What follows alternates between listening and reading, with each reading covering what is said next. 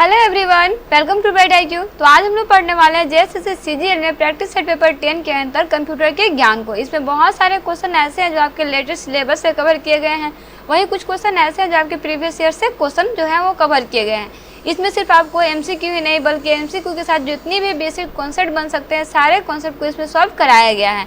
तो प्लीज़ सारे क्वेश्चन को अच्छे से जरूर स्टडी कीजिएगा, बिल्कुल भी स्किप मत कीजिएगा। तो चलिए बिना लेट के हम लोग आते हैं क्वेश्चन पे। तो फर्स्ट क्वेश्चन है आपके पास कि आंकड़ा यानी डाटा को एक स्थान से दूसरे स्थान तक पहुंचाने का रूप कहलाता है। बताइए क्या कहलाता है? तो जी हाँ, डाटा या फिर किसी आंकड़ा को एक स्थान से दूसरे स्थान तक पहुंचाने का रूप जो है वो आपका सूचना कहलाता है।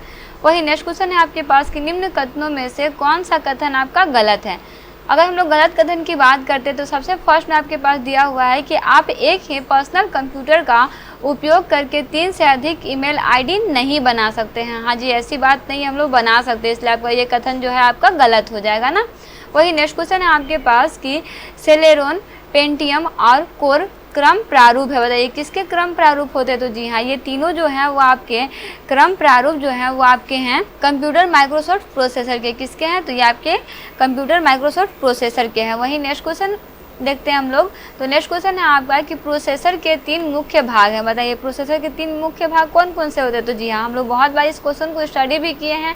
ALU यानी कि अर्थमेटिक लॉजिक यूनिट होता है, कंट्रोल यूनिट होता है और आपका क्या होता है? रैम होता है। दैट मीन्स करेक्ट आंसर क्या हो जाएगा? तो जी हाँ, ऑप्शन बी इसका करेक्ट आंसर हो जाएगा। रैम यानी कि रैंडम एक्सेस मेमोरी। वही नेक्स्ट क्वेश्चन है आपके पास कि माउस, ट्रैक बॉल और जॉय स्टिक निम्न में से उदाहरण है। बताइए किसका उदाहरण है? तो जी हाँ, अगर हम लोग यहाँ पे देखते हैं तो देखिए आप यहाँ पे कंफ्यूज हो सकते हैं। पहला आपके पास दिया हुआ है पॉइंटिंग डिवाइस, दूसरा दिया हुआ है पेन इनपुट डिवाइस। ठीक है, तो देखिए यहाँ पे पॉइंटिंग डिवाइस तो हो सकता है लेकिन पेन इनपुट डिवाइस जो है ये नहीं है तीनों ना, इसलिए आपका इसका करेक्ट आंसर क्या हो जाएगा? पॉइंटिंग डिवाइस इसका जो है करेक्ट आंसर हो जाएगा। ठीक ना, इसे आप याद रखिएगा। देखिए अगर इसमें हम लोग देखते हैं तो माउस हो गया, ट्रैकबॉल हो गया और जॉय स्टिक को इनपुट डिवाइस भी कहा जाता है। बेसिकली इनपुट डिवाइस द्वारा हम किसी भी डेटा या फिर किसी भी कमांड्स को कंप्यूटर में इन करते हैं, यानी कि कंप्यूटर में डालते हैं, लिखते हैं उसे ना। वही नेक्स्ट क्वेश्चन है आपके पास कि कंप्यूटर शब्दावली में MIPS का अर्थ होता है। बताइए MIPS का क्या अर्थ होता है? तो जी हाँ, अगर हम लोग यहाँ पे देखते हैं तो MIPS का अर्थ जो है वो आपका मिलियन इंस्ट्रक्शन पर सेकंड होता है। क्या होता है? मिलियन इंस्ट्रक्शन पर सेकंड, यानी कि ऑप्शन बी इसका करेक्ट आंसर हो जाएगा। इसे याद रखिएगा ना। वही नेक्स्ट क्वेश्चन है आपके पास कि NEFT और RTGS का क्या है? बताइए ये दोनों क्या होता है? तो जी हाँ, अगर हम लोग यहाँ पे देखते हैं तो इसमें याद रखिएगा कि NEFT और RTGS का प्रयोग जो है वो आपका बैंक से बैंक में इलेक्ट्रॉनिक फंड्स ट्रांसफ़र अर्थात एक बैंक से दूसरे बैंक में पैसा स्थानांतरण यानी कि ट्रांसमिट करने की सुविधा जो है वो प्रदान करती हैं। वहीं अगर NEFT की बात करते हैं तो NEFT का पूरा नाम जो है वो आपका नेशनल इलेक्ट्रॉनिक फंड ट्रांसफ़र होता है और आपका RTGS का पूरा नाम जो है वो आपका रियल टाइम ग्रांट सेटलमेंट होता है। ठीक है, तो इसे आप याद रखिएगा। इट मीन्स का करेक्ट आंसर क्या हो जाएगा? तो जी हाँ, इसका ऑप्शन बी जो है आपका करेक्ट आंसर हो जाएगा ना। चलिए आगे बढ़ते हैं और देखते हैं इसका नेक्स्ट क्वेश्चन। तो नेक्स्ट क्वेश्चन है आपके पास कि निम्नलिखित में से कौन सा GUI घटक उपयोगकर्ता को एक सेट से एक या अधिक विकल्प चुनने की अनुमति जो है वो देता है? तो जी हाँ, अगर हम लोग यहाँ पे देखते हैं तो याद रखिएगा इसका करेक्ट आंसर हो जाएगा आपका चेक बॉक्स। चेक बॉक्स जो होता है वो आपका प्रयोगकर्ता को एक सेट से एक या अधिक विकल्प चुनने की अनुमति जो है वो प्रदान करता है। वहीं चेक बॉक्स रेडियो बटन के समान है, परंतु इसका चयन जो है वो करने के तरीके जो है वो आपके रेडियो बॉक्स से काफ़ी भिन्न होते हैं। वहीं नेक्स्ट क्वेश्चन है आपके पास कि रीडू के लिए मानक विंडो कीबोर्ड का शॉर्टकट कुंजी संयोजन क्या होता है? देखिए तो हम लोग जानते हैं कि एक तो रीडू करने का Ctrl+Y होता है, Ctrl+Y से आपका रीडू होता है और Ctrl+Z से आपका अंडू होता है, ये तो आपको पता है। लेकिन यहाँ पे Ctrl+Z दिया हुआ ये आपका अंडू का होता है, इसे याद रखिएगा। तो Ctrl+Shift+Z जो है ये आपका एक कुंजी होता है जिससे आप रीडू आसानी से कर सकते हैं किसी भी वर्ड को ना। वही नेक्स्ट क्वेश्चन है आपके पास कि ERP का संक्षेपाकार यानी कि एक्रोनियम है। बताइए क्या है? तो जी हाँ, अगर हम लोग यहाँ पे देखते हैं तो इसमें याद रखिएगा कि ERP यानी कि इंटरप्राइज रिसोर्स प्लानिंग, इसका मतलब क्या होता है? इंटरप्राइज रिसोर्स प्लानिंग होता है ना, यानी ऑप्शन सी होता है इसका करेक्ट आंसर। ठीक है, वहीं यह एक व्यवसाय प्रबंधक सॉफ्टवेयर यानी कि बिजनेस मैनेजमेंट सॉफ्टवेयर भी होता है, इसे याद रखिएगा। वही नेक्स्ट क्वेश्चन है आपके पास कि जावा डैश का उदाहरण है। बताइए जावा किसका उदाहरण है? तो जी हाँ, अगर हम लोग जावा की बात करते हैं तो जावा जो है वो आपका हाई लेवल लैंग्वेज यानी कि उच्च स्तरीय भाषा का एक उदाहरण है ना।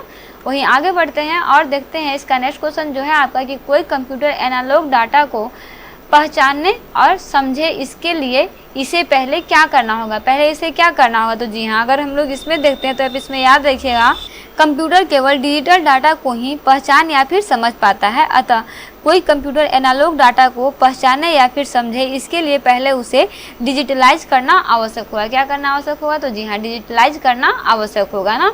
वहीं आगे बढ़ते हैं, नेक्स्ट क्वेश्चन है आपके पास कि टेलनेट का तात्पर्य होता है। बताइए टेलनेट का तात्पर्य क्या होता है? तो जी हाँ, अगर हम लोग यहाँ पे टेलनेट की बात करते हैं तो टेलनेट का तात्पर्य जो है वो आपका टेलीटाइप नेटवर्क है। क्या है? टेलीटाइप नेटवर्क होता है, यानी कि ऑप्शन सी हो जाएगा ना। वहीं टेलनेट करने का अर्थ जो है वो आपका ये होता है कि टेलनेट प्रोटोकॉल के साथ संबंध स्थापित करना, साथ ही साथ टेलनेट जो है वो आपका संवादात्मक आवागमन सुगमता प्रदान जो है वो करने के लिए इंटरनेट या स्थानीय क्षेत्र नेटवर्क, जिसे हम लोग लैन बोलते हैं, पर इस्तेमाल किया जाने वाला नेटवर्क प्रोटोकॉल भी होता है। इसे याद रखिएगा ना। वही नेक्स्ट क्वेश्चन है आपके पास कि ईमेल के संबंध में आईमैप का अर्थ है। बताइए ईमेल के संबंध में आईमैप का क्या अर्थ होता है? तो जी हाँ, इंटरनेट के संबंध में आईमैप का अर्थ जो है वो आपका इंटरनेट संदेश एक्सेस प्रोटोकॉल यानी कि इंटरनेट मैसेज एक्सेस प्रोटोकॉल होता है ना। याद रखिएगा, बहुत ईजी इसका आंसर है। ठीक है, चलिए इसके बारे में अगर हम लोग बात करते हैं तो इसमें आप याद रखिएगा कि ये जो है इसमें बेसिकली मेल सर्वर पर मेल को प्राप्त करने तथा संग्रहित करने की विधि को आईमैप भी कहते हैं। वहीं आईमैप के द्वारा संदेश को सर्वर से डाउनलोड किए बिना एक कंप्यूटर से दूसरे कंप्यूटर में स्थानांतरण भी किया जा सकता है, वो भी आसानी से। इसे याद रखिएगा। ठीक है, चलिए आगे बढ़ते हैं और देखते हैं इसका नेक्स्ट क्वेश्चन जो है आपका कि ईमेल खाते के स्टोरेज एरिया को सामान्यतः कहते हैं। बताइए सामान्यतः क्या कहते हैं इसे? तो जी हाँ, अगर इसमें हम लोग देखते हैं तो याद रखिएगा कि इसे बेसिकली हम लोग मेल बॉक्स कहते हैं। क्या बोलते हैं? मेल बॉक्स कहते हैं। इसे याद रखिएगा। इसमें क्या होता है कि उपयोगकर्ता यानी यूज़र को प्राप्त ईमेल्स स्टोर होती है ना। इसमें सारे ईमेल्स जो है आपके स्टोर करके रखे हुए होते हैं ना। चलिए आगे बढ़ते हैं और देखते हैं इसका नेक्स्ट क्वेश्चन जो है आपका कि भारत में साइबर सुरक्षा घटनाओं पर रिपोर्ट करना निम्नलिखित में से किसके लिए सुविधा अधिदेशात्मक है? बताइए किसके लिए है? तो जी हाँ, अगर हम लोग इसमें देखते हैं तो इसमें याद रखिएगा कि भारत में सूचना प्रौद्योगिकी अधिनियम यानी कि इंफॉर्मेशन टेक्नोलॉजी एक्ट 2000 की धारा जो है वो आपका 70B भारत सरकार को Indian computer emergency response team, जिसे CERT इन कहा जाता है, नामक एक सरकारी एजेंसी का गठन करने की शक्ति देती है। वहीं इस प्रावधान के अनुसार जो है आपका केंद्र सरकार ने सूचना प्रौद्योगिकी नियम जो आपका 2013 जारी किए गए हैं, जिसमें आपका CERT इन के कार्य करने के तरीके तथा स्थल आदि का उल्लेख जो है वो इसमें किया गया। इसे याद रखिएगा। ठीक है, वहीं इसमें अगर देखते हैं तो याद रखिएगा कि ये नियम जो है वो आपका सेवा प्रदान यानी कि सर्विस प्रोवाइडर्स, मध्यवर्ती संस्थाओं, साथ ही साथ डेटा केंद्र और आपका कारपोरेट निकाय पर यथोचित समय के अंदर जो है वो आपका साइबर सुरक्षा घटनाओं को रिपोर्ट करने का दायित्व भी जो है वो आपका अध्यारोपित करती है, जिसे CERT इन इस पर शीघ्र कार्यवाही करती है। दैट मीन्स इसका उपयुक्त सभी कथन जो है वो आपका सही हो जाएगा ना। ऑप्शन 1, ऑप्शन 2 और ऑप्शन 3 तीनों ऑप्शन जो है इसका करेक्ट है, इसलिए आपका ऑप्शन डी जो है इसका करेक्ट आंसर हो जाएगा। वही नेक्स्ट क्वेश्चन है आपके पास कि वर्ल्ड वाइड वेब की एक प्रमुख विशेषता कौन सी है जो इसे सीखने और इस्तेमाल करने में सरल बनाती है? बताइए, बहुत ईजी क्वेश्चन है। तो जी हाँ, अगर हम लोग यहाँ पे देखते हैं तो याद रखिएगा कि वर्ल्ड वाइड वेब की प्रमुख विशेषता इसका ग्राफिकल यूजर इंटरफेस यानी कि GUI होता है। क्या होता है? ग्राफिकल यूजर इंटरफेस GUI होता है, ऑप्शन नंबर सी, जिसके द्वारा यह वेब पेज पर सरलता से नेविगेट या फिर बोल सकते हो एक्सेस करने की सुविधा जो है वो देता है। इसे याद रखिएगा। वही नेक्स्ट क्वेश्चन है आपके पास कि माइक्रोसॉफ्ट वर्ड के नए संस्करण अर्थात वर्ड 2016 में दस्तावेज डिफ़ॉल्ट रूप में 111 एक्सटेंशन के साथ सहेजा जाता है। बताइए कौन सा वो है? तो जी हाँ, अगर हम लोग इसमें देखते हैं तो याद रखिए कि वो आपका है .docx। क्या है? .docx होता है ना, जिसका प्रयोग जो है वो आपका एक्सटेंशन के लिए होता है। वहीं माइक्रोसॉफ्ट वर्ड का मुख्य कार्य जो है वो आपका टेक्स्ट अर्थात दस्तावेज को संचित करना, जिसे ऑपरेट करना कहते हैं, वो है। साथ ही साथ सॉफ्टवेयर वर्ड एक एप्लीकेशन सॉफ्टवेयर का सर्वोत्तम उदाहरण भी है।